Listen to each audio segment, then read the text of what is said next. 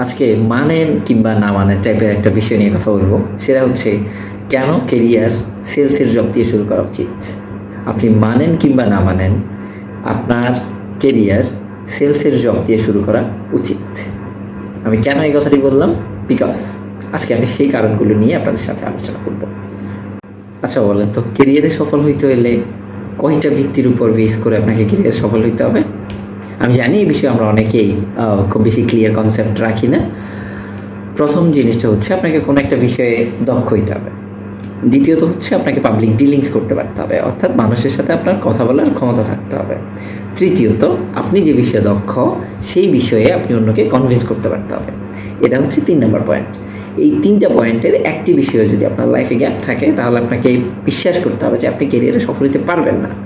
ভাই, কেরিয়ার, সফলতা and career দুটি আলাদা রাস্তা।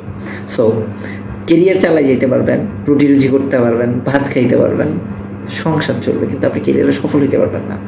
সফল হইতে গেলে আপনাকে 3টে বিষয়ে ক্লিয়ার কনসেপ্ট আপনার মধ্যে থাকতে হবে এবং আপনার এই 3টে গুণ আপনার মধ্যে থাকতে হবে।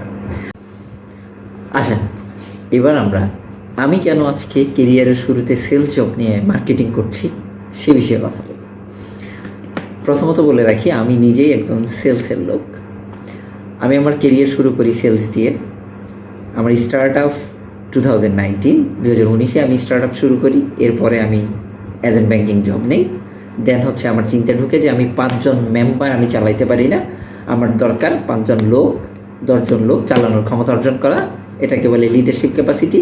আমার মধ্যে লিডারশিপ ক্যাপাসিটি তো ভালো ছিল না, আমি পারতাম না, আমার আন্ডারে কোনো টিম থাকতো না, ভালোভাবে আমি রোল অফ করতে পারতাম না।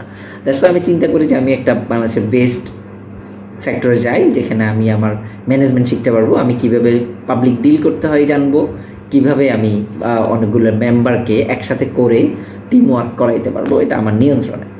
সো যেই কাজ, যেই চিন্তা, আমি সেই চিন্তা অনুযায়ী আমি একটা কোম্পানিতে সেলসের জব নেই। অ্যান্ড প্রায় 3 বছর আমি সেই সেলসের জব করি। অ্যান্ড আমার বিশ্বাস যে আমি এখন পারবো। আমি অনেক কিছু শিখে ফেলছি এমন না, বাট কিছু শিখেছি, আমি পারবো। আমার এই জন্য খুব বিশ্বাস হয় যে আমার কেরিয়ারের শুরুতে সেলস জব যদি না হয়, আমি 3টা গুণ আমার কেরিয়ার সফলতার জন্য অর্জন করতে পারতাম না। আমি 3টে গুণ খুব ভালোভাবে অর্জন করেছি। আমি পাবলিক ডিলিংস করতে জানি, আমি কোনো একটা বিষয়ে দক্ষ, আমি জানি আমি কোন বিষয়ে দক্ষ, সেটা আমি আমার থেকে ফাইন্ড আউট করতে পারি। আমি পাবলিক ডিলিংস করার পাশাপাশি আমি কোনো একটা ওই বিষয়ে আমি পাবলিক ডিল করে, পাবলিককে কনভিন্স করে ওটাকে সেল করতে পারি। আমার কাছে 10টা অর্ডার আসবে, আমি 8টা অর্ডার কনফার্ম করে আনতে পারবো, 7টা অর্ডার কনফার্ম করে আনতে পারবো। আমার সাকসেস রেশিওটা আমার কাছে এখন একটা বিষয়। সো এটাকে বলে সেলস থেকে কেরিয়ার সফলতা। কেন একজনের উচিত কেরিয়ারটা সেলস দিয়ে শুরু করা? কারণ একজন সেলসম্যান জানে কীভাবে টার্গেট সেট করে তার সকালটা শুরু করতে হয়, কীভাবে স্ট্রংলি একটা নেগোসিয়েশন করতে হয়, কিভাবে একটা নেগেটিভ পাবলিককে পজিটিভ করতে হয়, কিভাবে একটা না হওয়া অর্ডার কনফার্ম করে নিয়ে আসতে হয়। সে জানে ব্যর্থতার পরে সফলতার গল্প কী, সে জানে সফলতার পরে রিওয়ার্ড কী, সে রিওয়ার্ডের মজা বোঝে। দ্যাটস ওয়াই একজন সেলসের লোক আমার মতে পরিপক্ক একজন লোক। ভাই, আপনি 2টা বছর সেলসে কাজ করেন, দেন আপনি চিন্তা করেন আপনি ডেস্কে যাবেন, আপনার প্যাশন ওয়াইজ আপনি কাজ করেন, চাইলে কি সেলসে থাকেন, চাইলে আপনি আপনার পথ খুঁজে নেন। বাট এটা না যে 2 বছরে আপনার লাইফ শেষ।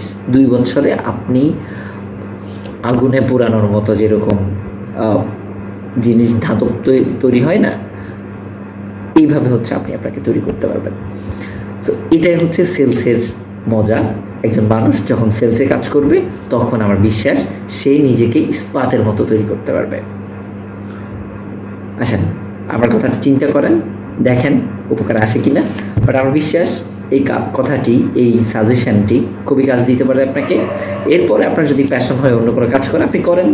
আপনি ব্যবসা করতে পারেন, আপনি কোনো কর্পোরেট জব করতে পারেন, কর্পোরেট জবে চলে যান, ডেস্ক জবে যান, কিংবা আপনি সেলসে থাকেন।